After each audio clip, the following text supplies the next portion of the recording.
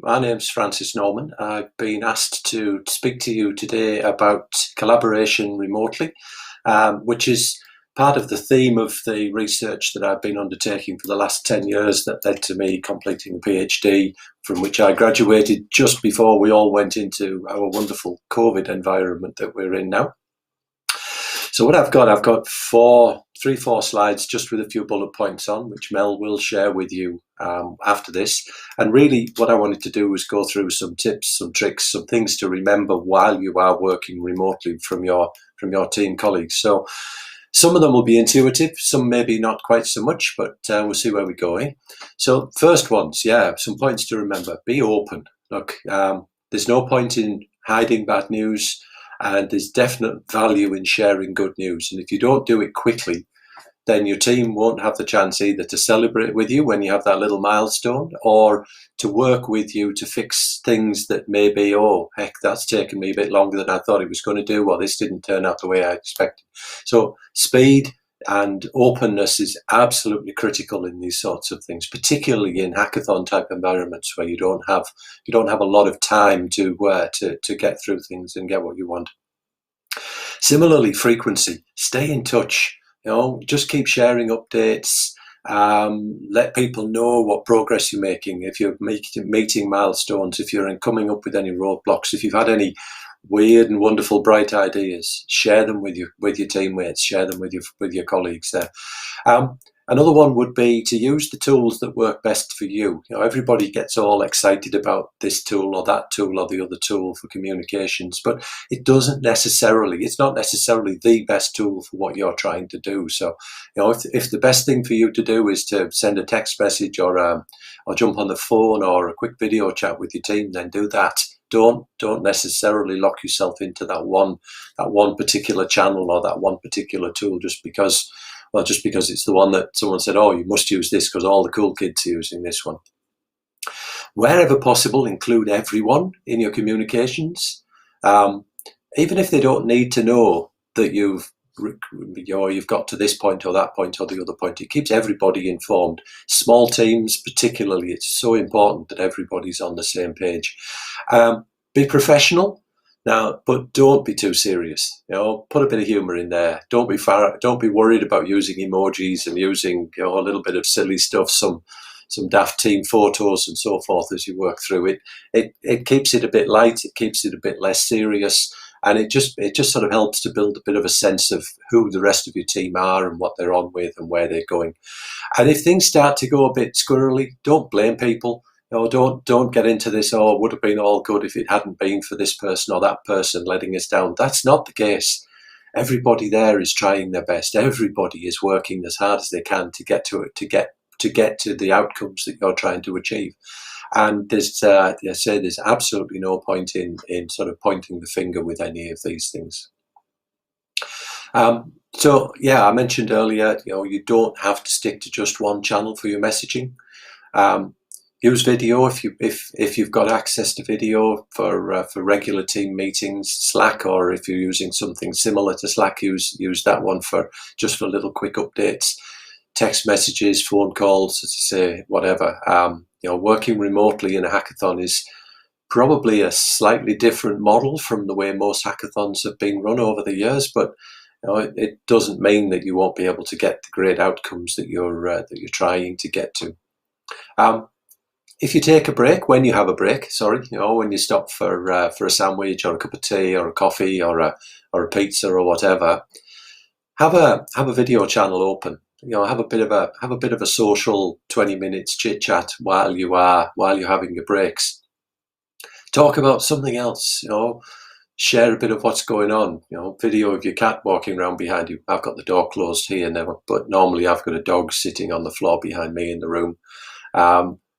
Just something to build more of a sense of a community, of a relationship with the colleagues that you're sitting in there. And also remember that everybody communicates in different ways. Some people are full of energy and very extrovert and outgoing and really chatty and so forth. And those people are great in teams. Other people will be quiet. They'll be introverted. They keep a lot of their thoughts and things to themselves.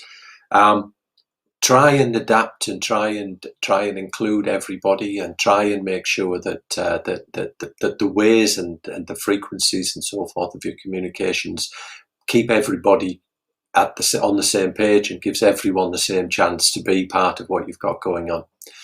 So things to watch out for, particularly, when you get a little bit tired, when it's starting to drag on a little bit, you're getting very focused on your tasks, you're getting very focused on the work that you're doing. Be inclusive.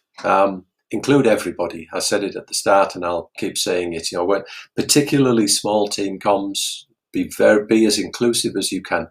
It's up to the people receiving the message whether it's important for them or not, and they'll either read it, they'll respond to it, or they'll just say, "Oh, yep, seen that, move on to the next thing."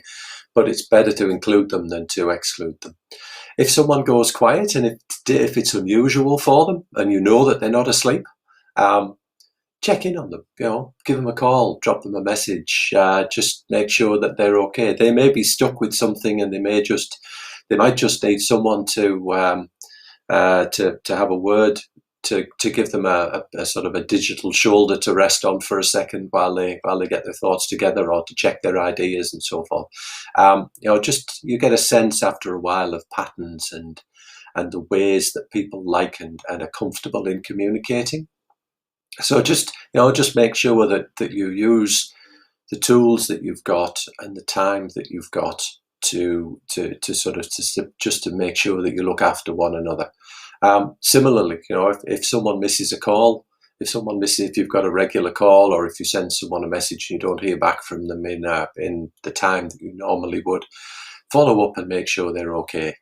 It's something we need to be very careful of anyway in this sort of lockdown, work from home world that we're in now, that it can be very easy for some people to start to fold in on themselves when they're working remote from everybody else. And when you're in these sort of hackathon spaces, you need to make sure that you're looking after all of your colleagues. And then the final one from the warning signs, and this is actually the last point on the last of all the slides that I've got, because I tried to keep this pretty brief and relatively high level. Avoid the development of any subgroups, unless you actually have assigned subgroups. I'm assuming your teams are 4 or 5 or 6 people, and you may have split out into a couple of groups to do little bits of tasks, and that's appropriate. But don't sort of lapse into that model where you end up with half the team talking and then the other half not talking because they've just not been included in the conversations. You will find, as your team goes forwards, and I don't really know how well you know each other starting all of this, you'll find there'll be different cultural differences. There'll be different, you'll have different cultural challenges and different cultural expectations from your team members. But fundamentally, it's all about being open. It's all about sharing. It's all about just engaging with everybody else and keeping everybody on the same page, keeping everybody aware of what's happening. And if that means that sometimes it's by text, if sometimes it's by video, if it's sometimes you're all on a group phone call of some description, then whatever those tools are, whatever it takes to get the message out and to keep everybody on board is the best way to go. If you do start sharing, I'm not actually sure exactly what it is you're phoning with your hack, but if you do start sharing drawings and so forth, then or details or anything like that, then try and do that again. Try and do it in a way where everybody can see them and everybody can work on them, and everyone has access to be able to put comments and put their thoughts into that material as it goes around. But yeah, look, I'll close off at that. Enjoy yourselves. Good luck. It's great that you're spending your weekend doing this, and I've had a little bit of time now engaging with the team that you've got there supporting you and helping you through this, and it seems like you've got a superb team of people helping you do a great bit of work for the next few days. So look, enjoy yourselves. My contact details are at the bottom of the last slide on the set that Mel will be sharing. So if you've got any questions, drop me a line. I'm over in Perth, so I'm a little different of a time zone from you folks. It's quite early in the morning for me, but yeah, good luck and thanks for the opportunity to speak to you.